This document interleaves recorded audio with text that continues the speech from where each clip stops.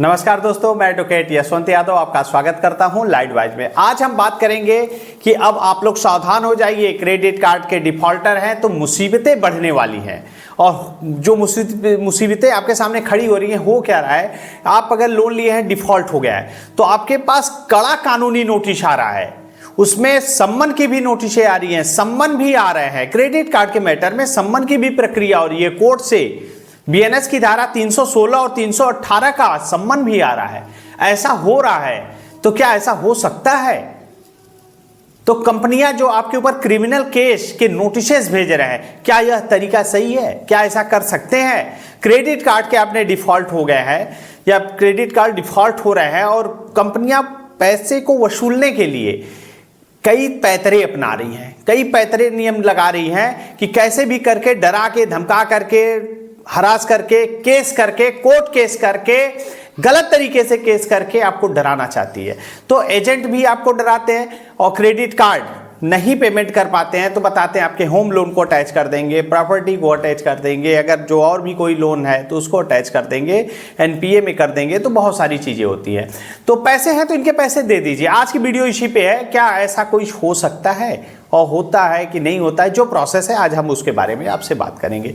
यदि आपने credit card holder हैं तो पहले तो फजूल खर्ची बंद करिए। आप गलत क्रेडिट कार्ड है तो सही इस्तेमाल करिए। कोई भी जरूरत के लिए जेन्युइन चीज़ें, जो जरूरत है, जिसकी जरूरत है उस पर आप बात करिए।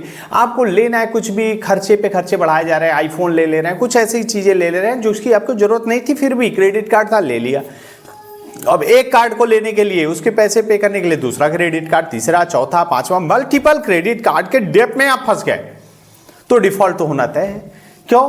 क्योंकि लोन की, कार्ड की ईएमआई ज़्यादा हो गई और लोन आपका जो सैलरी है वो कम हो गया। और यहाँ तक कि ऐसे ऐसे कंडीशन आ जाते हैं, ऐसे ऐसे कंडीशन आते हैं, मल्टीपल लोन की ईएमआई में आप ट्रैप में फंस जाते हैं। मिनिमम पेमेंट करने के चक्कर, मिनिमम पेमेंट मतलब ब्याज है, उसमें एक के कैपिटल अमाउंट से 1 रुपया नहीं कटने वाला। मिनिमम आप जिंदगी भर भरते रह जाएंगे, आप जिंदगी खत्म हो जाएगी, लेकिन इनका अकाउंट में लोन का अमाउंट नहीं खत्म होगा। तो मिनिमम अमाउंट के नाम पे ये आपसे ब्याज की वसूली कर रहे हैं। ये जिंदगी भर देते रह जाइए, आप इनका ब्याज ही देते रह जाएंगे। यदि आप क्रेडिट कार्ड होल्डर हैं और एक तो फर्जी फजूल के खर्चे बंद करिए और सही इस्तेमाल करिए। उसके बाद जेन्युइन डिफॉल्टर है, जैसे कोई बीमारी हो गई, कोई ज़रूरत हो गई, बहुत इमरजेंसी आ गई, उस समय आप इस्तेमाल करिए। तो उसके बाद डिफॉल्ट होने से पहले तो आपको कंपनियां सॉफ्ट कॉल करेंगी, सॉफ्ट कॉल करेंगे। उसके बाद रिकवरी एजेंट का हरासमेंट, घर पे आना, डराना, धमकाना, एफआईआर हो जाएगी, गाली गलौज करना, बहुत सारी चीज़ें होती हैं। यहाँ तक कॉन्टैक्ट लिस्ट को भी कॉपी करके रिश्तेदारों को फ़ोन कर देते हैं और रिश्तेदारों को फ़ोन करके ये कहते हैं कि इन्होंने आपका नंबर दिया है, आप इस लोन में गारंटर हैं, अगर ये लोन का पैसा नहीं दिया तो आपको चुकाना पड़ेगा। आपके गारंटर, जो कि गारंटर नहीं है, जिन्होंने आपके कॉन्टैक्ट नंबर को हैक करके, कॉन्टैक्ट लिस्ट को हैक करके आपके रिश्तेदारों को, जानने वालों को फ़ोन कर रहे हैं, जो कि विधि के विरुद्ध है, जो कि गलत है, गैर कानूनी है। क्रेडिट कार्ड का डिफॉल्टर है या पर्सनल लोन है, बिजनेस लोन, कोई भी है, कंपनी को आपको लीगल प्रायर नोटिस देना है। Legal prior notice, genuine defaulter है। आप देखिए, बिल्कुल डिफॉल्टर नहीं, आप जेन्युइन डिफॉल्टर हैं। किसी विषम परिस्थिति में आपने कार्ड की ईएमआई नहीं पे कर पा रहे हैं, आपका जेन्युइन डिफॉल्टर है, आपको भागना नहीं है। कंपनी को लीगल प्रायर नोटिस जरूर दीजिए और लीगल प्रायर नोटिस एडवोकेट के माध्यम से दीजिए। एडवोकेट के स्टैंप लगा होना चाहिए, नाम होना चाहिए, एड्रेस होना चाहिए, ईमेल आईडी होना चाहिए, मोबाइल नंबर होना चाहिए, रजिस्ट्रेशन नंबर होना चाहिए, ताकि उनको रिकॉर्ड पे रखना उनकी मजबूरी हो। आप हमारे माध्यम से भी लीगल प्रायर नोटिस दे सकते हैं और उनको जरिए रजिस्टर्ड डाक से भेजने पे कंपनी को रिकॉर्ड पे रखना उनकी मजबूरी है। उनकी मजबूरी इसलिए है क्योंकि कंपनी को रिकॉर्ड पे रखना, क्योंकि जरिए रजिस्टर्ड डाक आया है और जब जरिए रजिस्टर्ड डाक आता है तो ट्रैकिंग आईडी से पता चल जाएगा कि आपकी प्रायर नोटिस कंपनी को रिसीव हो गई है। और आरबीआई की गाइडलाइन है कि आपने लोन लिया है, डिफॉल्ट कर गया, नहीं दे पा रहे हैं, तो कंपनी को अवगत कराना आपकी रिस्पॉन्सिबिलिटी होती है। तो आप अपनी रिस्पॉन्सिबिलिटी से पीछे मत आइए, हटिए। कंपनी को लीगल प्रायर नोटिस जरिए रजिस्टर्ड डाक एडवोकेट के माध्यम से आप जरूर दीजिए। अब आ जाता है, क्रेडिट कार्ड भी एक अनसिक्योर्ड ही लोन है, प्री अप्रूव्ड अनसिक्योर्ड लोन है। क्रेडिट कार्ड लिए, डिफॉल्ट हो गए, फोन आने शुरू हो गए, एजेंट धमकी आने शुरू हो गए, डराते हैं, धमकाते हैं, फिर क्या करते हैं? आर्बिट्रेशन। आपने लोन लिया था तो लोग, चाहे ऑनलाइन लिया हो चाहे ऑफलाइन लिया हो, कार्ड लिया था तो उसमें उसमें अप्रूव्ड किया जाता है। ऑनलाइन में अप्रूवल लेते हैं कि हाँ ये टर्म्स एंड कंडीशन आपको अप्रूव्ड करना है। ऑफलाइन लिए है तो आप उस पर सिग्नेचर वगैरह करते हैं। तो उस कंडीशन में उसमें एक क्लॉज होता है कि अगर आप पेमेंट नहीं कर पाते हैं तो आर्बिट्रेशन की प्रक्रिया हम आपसे कर सकते हैं। आर्बिट्रेशन एंड कंसोलिडेशन एक्ट 1996 के तहत तो आर्बिट्रेशन की प्रक्रिया में अगर वो आर्बिट्रेशन का नोटिस आपके पास आता है तो उसका आपत्ति पत्र माननीय सुप्रीम कोर्ट के जजमेंट के साथ अटैच करके उनको देना जरूरी है, ताकि आपकी आर्बिट्रेशन की प्रक्रिया को ये समाप्त कर ले।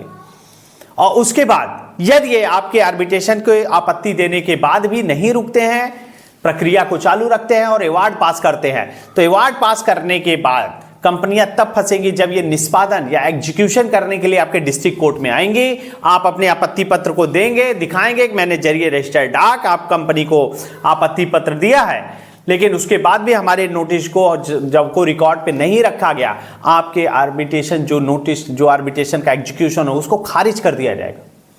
क्यों? क्योंकि आर्बिट्रेशन एंड कंसोलिडेशन एक्ट में कहा गया आर्बिट्रेशन की प्रक्रिया दोनों की सहमति से होनी है। आपने आपत्ति दिया यानी कि सहमति नहीं है। जब सहमति नहीं है तो आर्बिट्रेशन का अवार्ड मान्य नहीं होगा, वो जीरो मान लिया जाएगा, शून्य मान लिया जाएगा, उसका एग्जीक्यूशन भी खारिज कर दिया जाएगा। तो क्रेडिट कार्ड के कंडीशन में अब ये आपको नोटिस देते हैं, सेक्शन 25 का नोटिस, आपने ईसीएस लगाया ही नहीं है, क्रेडिट कार्ड में ऑटो डेबिट लगा ही नहीं है, तो ईसीएस बाउंस का केस कैसे कर सकते हैं? ये फर्जी नोटिस है। 138 चेक बाउंस के नोटिस आते हैं, फेक है, फर्जी नोटिस है। 138 मतलब चेक बाउंस का केस। एनआई एक्ट, आपने चेक दिया ही नहीं तो चेक बाउंस कहां से हुआ? आपने दिया ही नहीं तो बाउंस कहां हुआ? तो ये फर्जी तरीका है, डराते हैं, धमकाते हैं। डरने की जरूरत नहीं है।